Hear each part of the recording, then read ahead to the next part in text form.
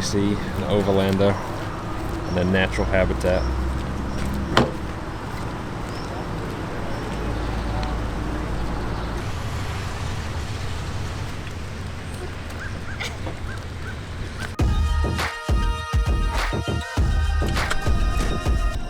Cooper's Rock State Forest is just a few miles off I-68, close to the West Virginia, Maryland, and Pennsylvania border. The camping area is located in the forest above the cliffs that overlook the Cheat River Gorge. Apparently the area is well known for hosting an unusually large population of snakes. Thankfully, we didn't come across any, but we did find some reminders of our trip from last year. What is it? A painted rock. A painted rock. You guys keep finding these painted rocks everywhere. We did a little flashback to Colorado from last year where you all found one. What is it? Rock. What's it say? I can't read. I know! Life is good. It says life is good. Life is good. What did it say last year? Do you remember? Life's good. We still have it up You in still the got it? window box. Yeah. Yeah, life's good. I'm going to take this and it has reading on the bottom. It's going to be mine since I found it. That evening, we had a great meal of creamy Cajun pasta before settling down to what would end up being a very rainy night.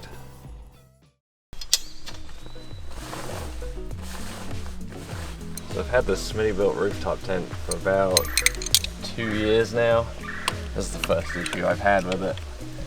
Somehow, this came off in the night, came unbolted. And it's supposed to be a little lock nut. It's got the nylock in there, but it came off. I gotta tighten it down. Let's check this side. Ah, this side's really loose too. I don't know how tight it's gonna be. It might be impossible to unfold it now. But I guess check to make sure the center hinges are tightened on your Smitty-built tents. Having dried and fixed the tent, we hit the highway. There's a ton to do in Cooper Rock State Forest, and there's supposed to be some fantastic views, but we wanted to get on the road. On our way, we promised the kids we'd make a special stop for them.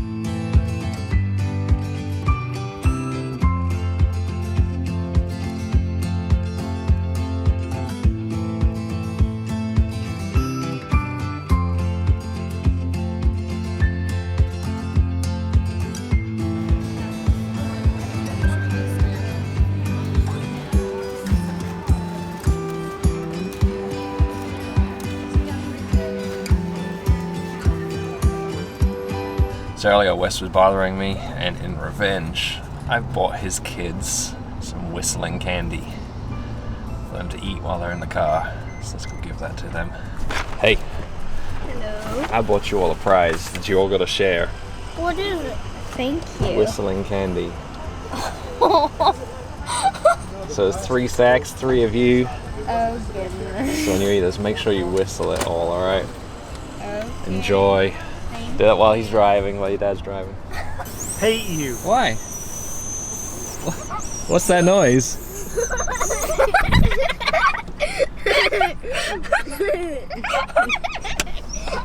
I hate you so much.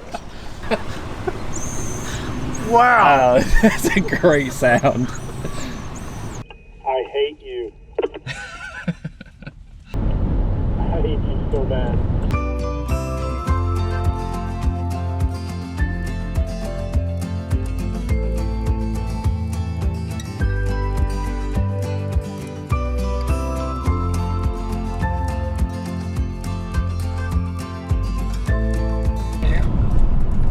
Alright, so today's been a long day traveling, and it's getting dark as we're getting to camp, so dinner tonight is pizza at Brio's Pizzeria. Quarter mile. I don't know where you're gonna park, but I'm going here. Your destination is on the right.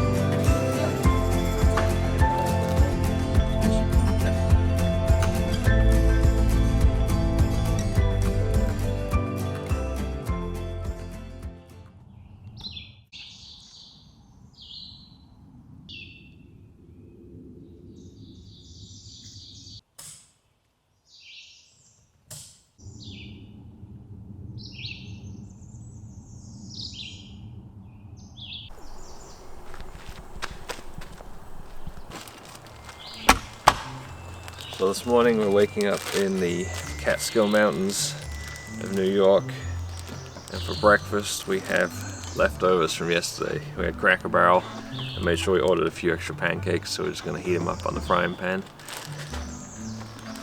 Should be good.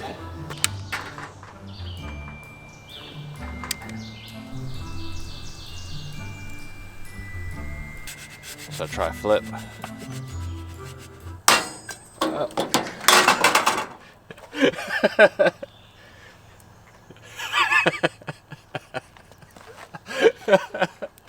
It's still good. It's still good. 5-second rule.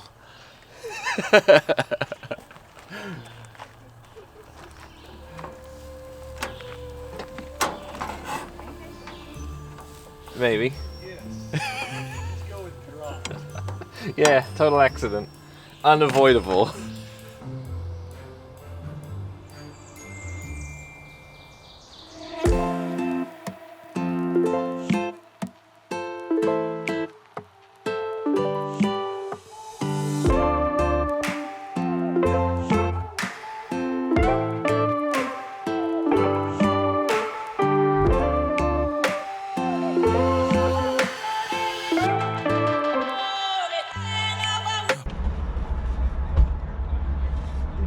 Windshield at some point in time?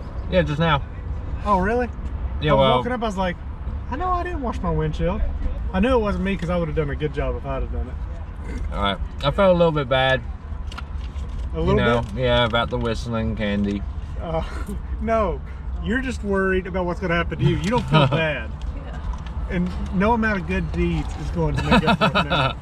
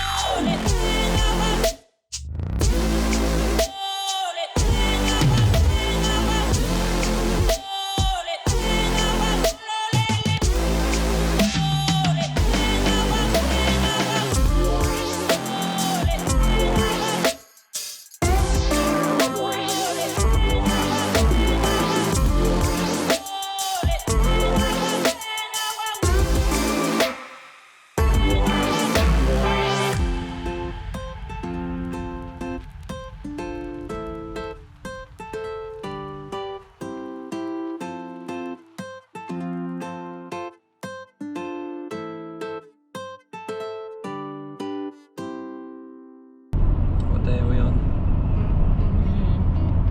4. So we're on day 4 of our trip. It's Saturday, and last night we came in early afternoon to Salisbury Beach, where we camped. Spent some time on the beach just relaxing after driving for 3 days straight. And today we're heading into Boston, which is about 45 minutes south of Salisbury Beach, and we're going to walk the Freedom Trail.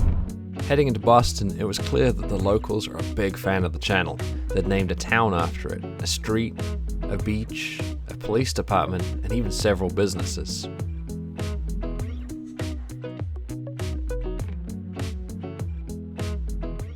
One of the things I didn't consider coming to Boston was parking, and every single parking garage had a height limit of 6'8", and the tent 7'8". But luckily we found this one in Chinatown, and we just fit, but not very well. Walking the Freedom Trail in Boston is a great way to learn about America's revolutionary history, but it wasn't long before I came across something a little more disturbing. It was, of course, Paul Revere's tomb.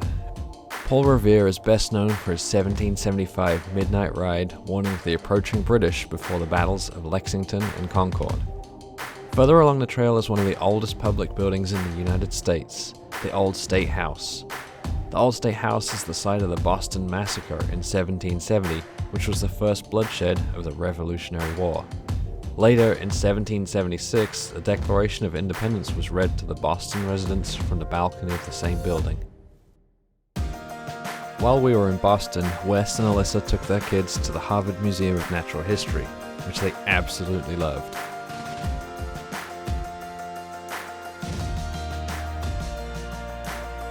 The afternoon took us all to Salem, which is famous for the 17th century witch trials. More than 200 people were accused of witchcraft, resulting in 19 hangings and one more grisly sentence. I accuse you of being a witch. Yeah. Oh. Sentence you to being squished. It's pressed. Pressed. Finally, we ended the day with some seafood. Wes managed to gross us all out with a calamari. And the kids got a little more than they bargained for. Look at that, Dad.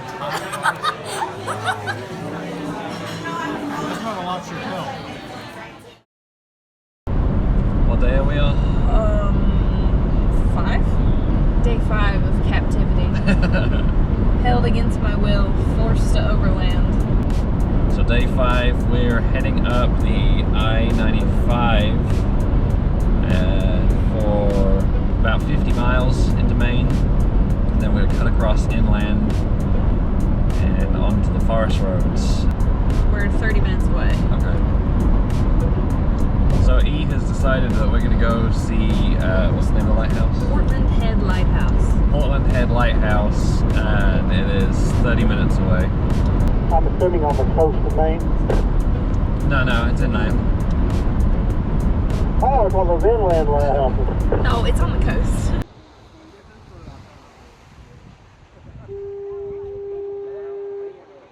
Portland Head Lighthouse stands at the head of the shipping channel into Portland Harbor in the Gulf of Maine.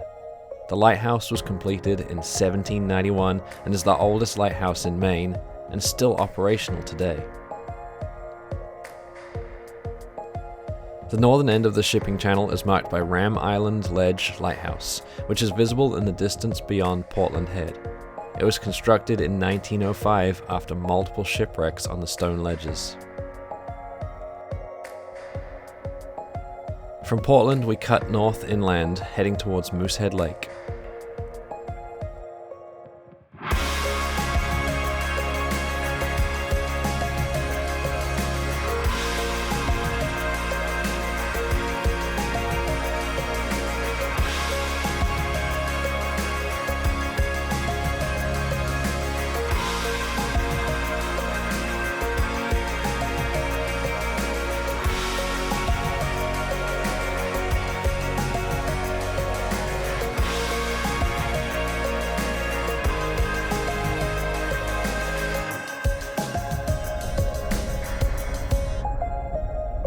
When we got to camp, there was a very unpleasant problem. Heater test. The last time I got out, I was covered, my arms, my legs, my neck. Right now I don't have any on me. No, this is going well. I'm not freaking out anymore. I was freaking out over there. I wish I got it on video, because you were swarmed. I'm not going to give you another chance. That was too bad. No skeeters? No. Oh, wait. There's one. Nope, it's gone. I've never seen mosquitoes so bad before. No, that was horrendous. Minutes later. All over the place. I could have told you. That's your blood on there now. Yeah. Look at this, they're swarming everywhere. They weren't like this when we come up here earlier. You can go ahead and get the car, dude.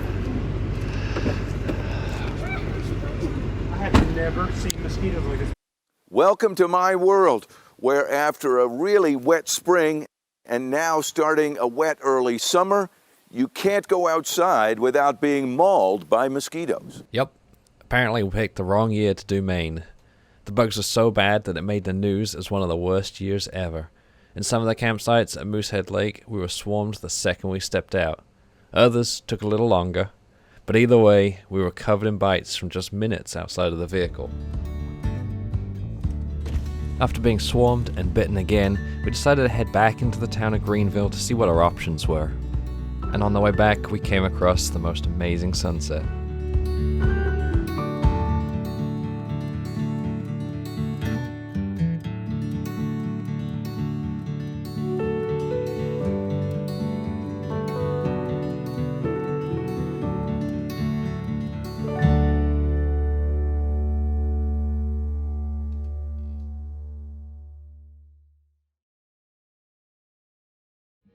On the morning of day 6, we woke up in a hotel. Good morning, day 6. I think it's time to talk about some mosquitoes. We talked to the locals, and every single one we talked to last night said this is the worst they've ever seen the mosquitoes around here. And apparently the lake here, Moosehead Lake, only thawed a few weeks ago, and that's why they're blaming it's really late in the season for it to thaw, and all the mosquitoes have just suddenly come out at once. So we are going to head north today and cross over into Quebec, Canada, where hopefully mosquitoes aren't as bad, because I'm not getting another hotel. Over breakfast, we had an idea.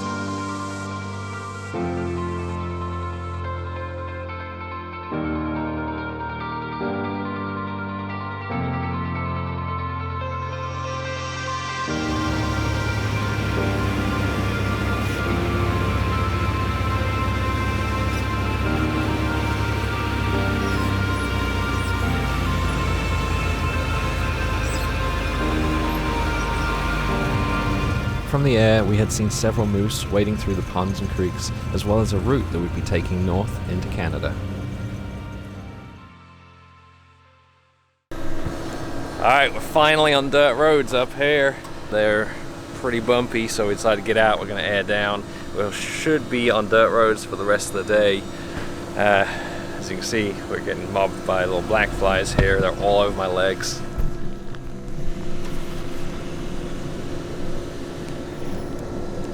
Little bitey things. And the bugs are bad. If you come to Maine, get yourself one of these and some of this. It really works. This is keeping them out of my face, and the second I sprayed myself with this stuff, they stopped landing on me. During the day, you have these little black flies that land on you constantly, and at night, it's the mosquitoes.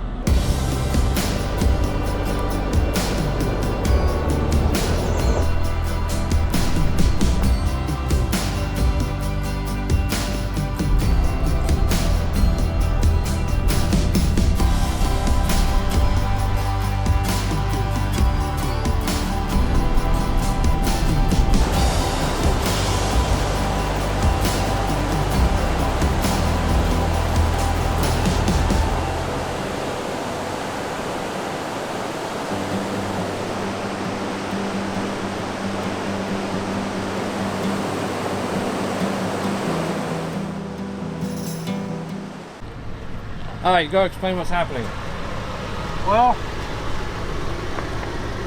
somebody told me I didn't have to worry about jerry cans in the Northeast. Somebody also didn't tell me that we would not be seeing another gas station until after the Canadian border.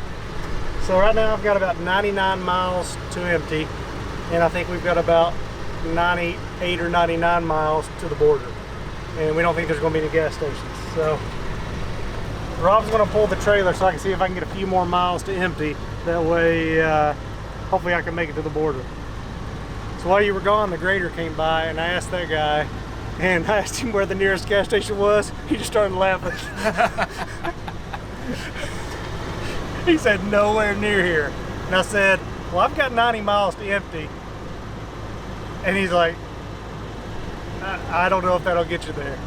Wow. He said he was hard to understand, but I think he said that there's a gate, a key gate up here, and that those people might have some gas. So we're gonna unhook the trailer and hook it up to the 4Runner, because the 4Runner's getting, I'm getting about 17, 18 miles per gallon. And I've got a range of a couple of 100 miles, where Wes's V8 is not quite as efficient. I'm filming from in here so I don't have to get out and be with the bugs. Hey, it matches. Too bad you don't have AHC to raise and lower to make it easier to hook this thing up. Oh, that's not a problem. I'm not the one doing the work. Guess you're pretty used to that, aren't you? Oh yeah, you know it. Dead no at the gate. You're going to come to the gate in about, what, 3 miles, 4 miles? There's a gate? What's the gate for? What is North it? Maine Woods. Oh, okay. Yeah. And they'll know... That's where they're going to empty your wallet. Okay.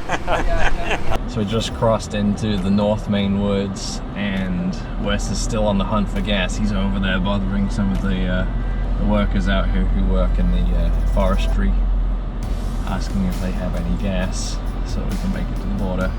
He has some gas. He's got to go turn that power generator on to be able to pump it. They haven't started up for the year. Did you ask if he has premium for your Lexus?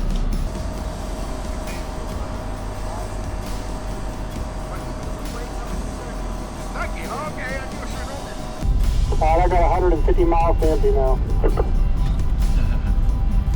Alright, I'll keep the trailer since I'm at 221 now.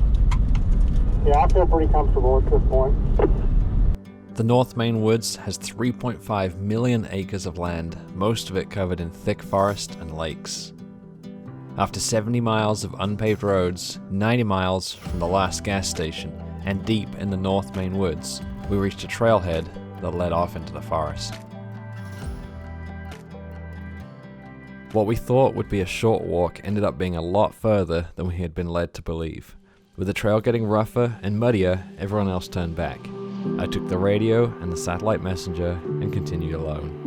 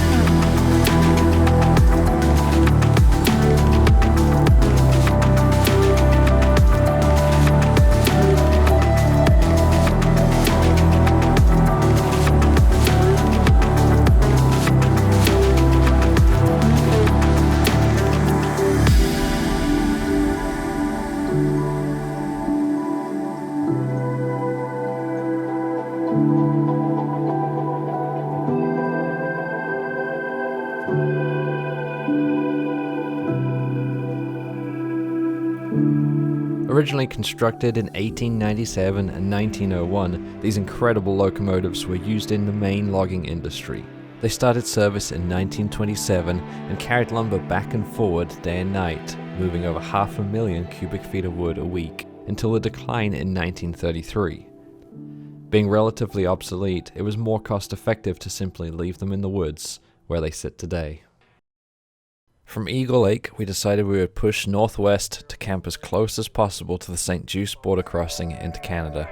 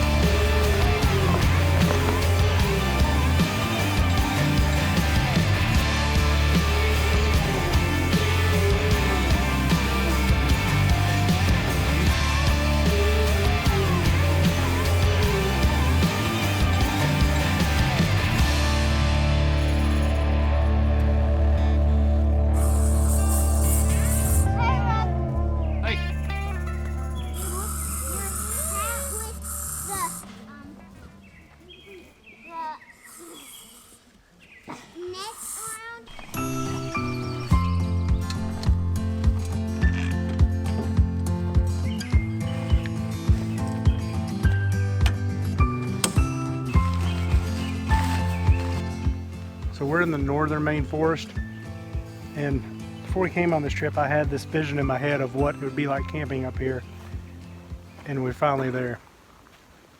We're on this lake in the middle of nowhere. I'm guessing we're about 30 miles away from the Canadian border. It's just as still as it can be and as beautiful as it can be. Alright, so this is day 6 camp setup. I have on the hat that Andres gave me with the bug mesh over it, and this works excellent. This is fantastic.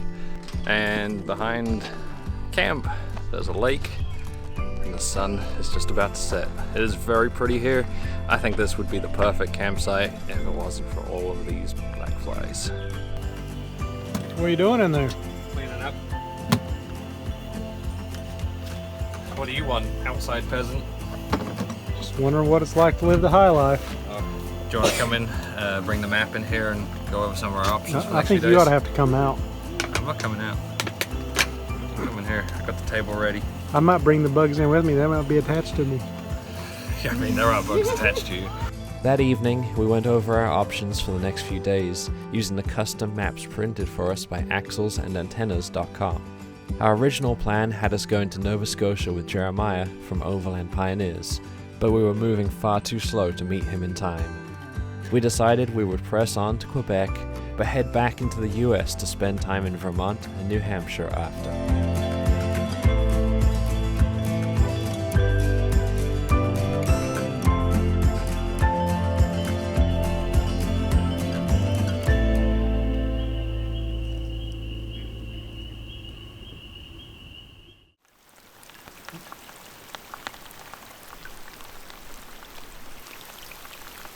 It's amazing how quickly the rain can get you down, especially as it goes up your sleeves and soaks into your clothing as you pack up camp. By the time I was done packing up, I was miserable. How much longer till the rain stops? As soon as we started driving, however, things improved. I was having fun again, exploring parts of the world I had never seen before, one of only a few people in this remote part of Maine. And then... Oh, here's another mesh running across. Battery's almost dead.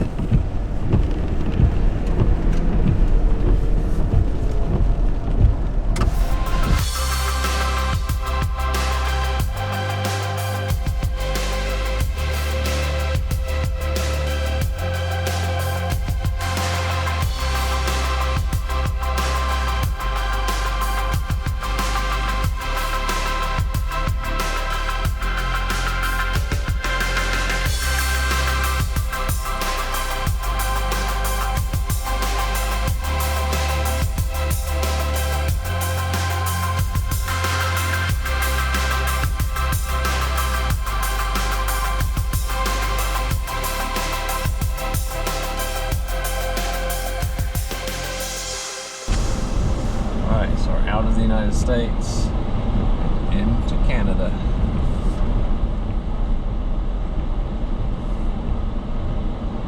Well, let me welcome you to Canada. I don't know why, but I think it's pretty cool the way in another country right now. We are in Canada. It is day 7 and we just crossed one of the most remote border crossings from Maine into Canada. And it's crazy because when you're in Maine, we traveled probably 100 miles of dirt roads, if not more, and saw no settlements, no gas stations. And as soon as you cross into Canada, you've got maybe a mile and then you're onto pavement. And we've got a gas station coming up in another 5 minutes or so Wes can finally fill up. Last night was a little bit damp. It's been raining steadily for several hours. It did not make it fun packing up camp, but it was all made better by seeing that moose. I wanted to see one for a very long time, so I'm happy. Once in Canada, it was a relatively short drive to Quebec City.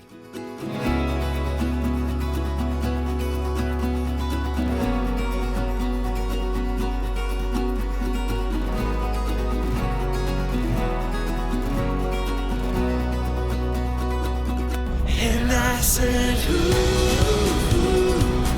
what would you do if you could lose all your burdens? Yeah. And I said, What happened? I guess it's turned into whipped cream from shaking so much in the back. I want to see if that comes out lumpy.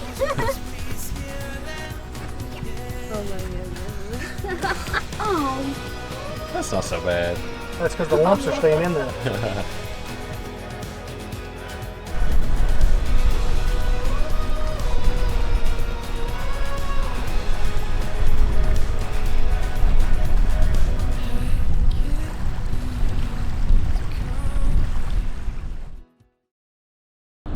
Alright, so we're pulling out from our campground on the island just outside of Quebec City.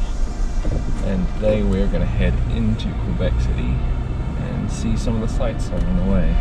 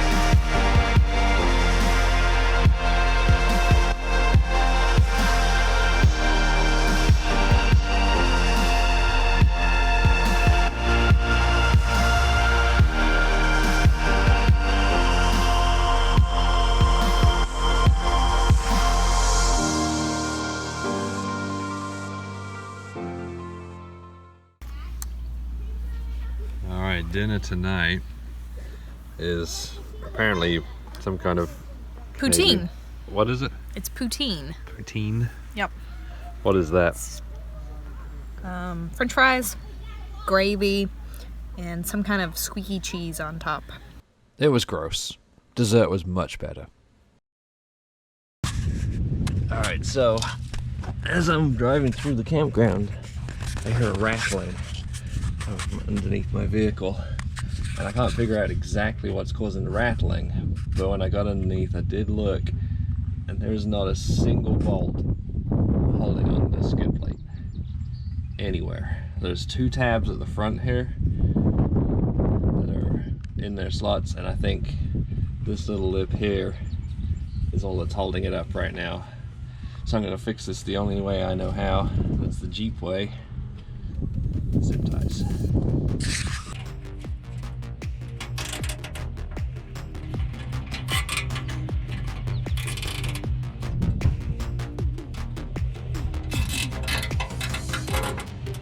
day 9 of our trip, and today we're leaving Canada, heading back down into New Hampshire. So we've got about 5 hours on the road today, and we're going to try and get into camp nice and early.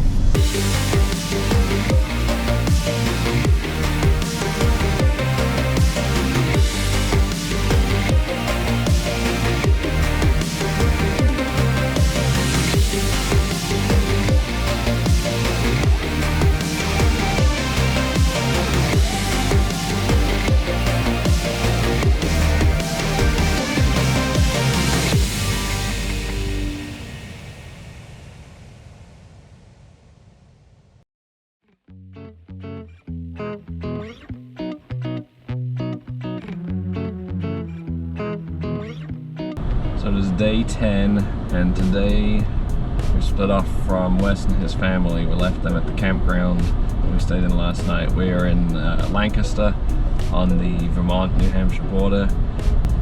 Today we're going to be heading down a little bit south to join the Appalachian Byway and take that across into Vermont before heading north. On our way south, we came across 2 unexpected hikes to waterfalls, and I can't resist flowing water with the slow motion camera.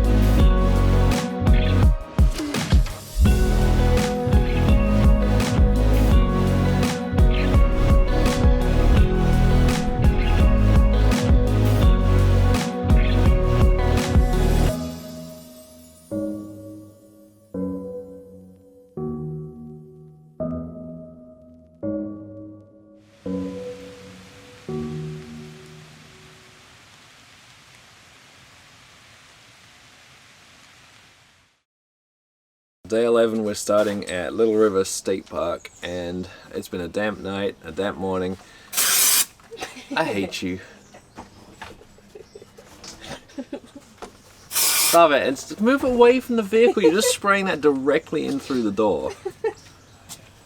Move, go away. Go away. So day 11, we're starting at Little River. I hate you.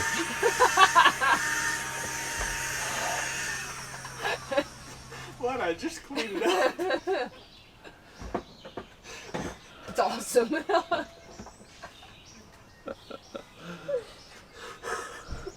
How long have you been stood there waiting to do that?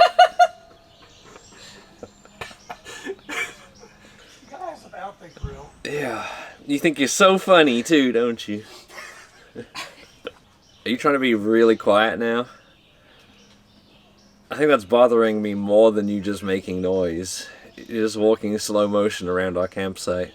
If I'm too loud, you get upset. If I'm too quiet, you get upset. Yes. I just want you to be normal. Is that too much to ask? I have never been normal in my entire life. So yes, it is too much to ask. Okay, cut. We spent day 11 sightseeing, starting in Ben & Jerry's and working our way south from Waterbury along the scenic Route 100.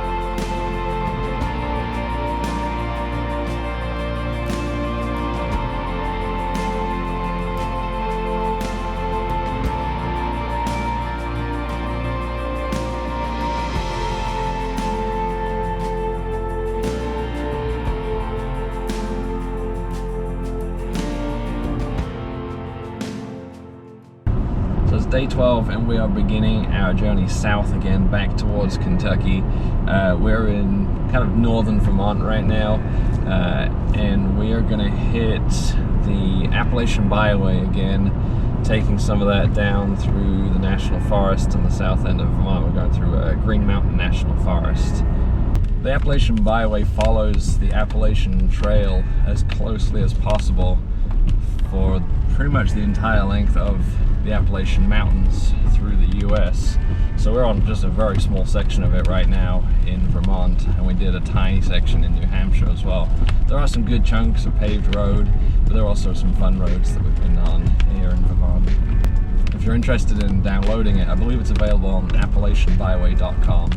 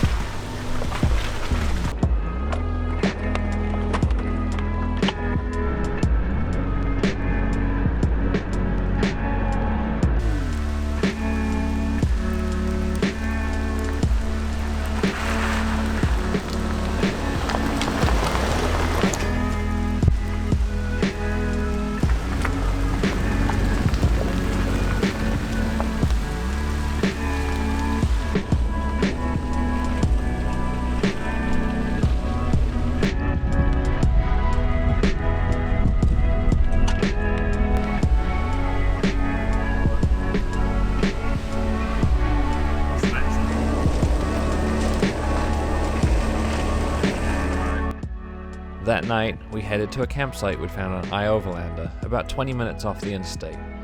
When we got there, we found it was already occupied.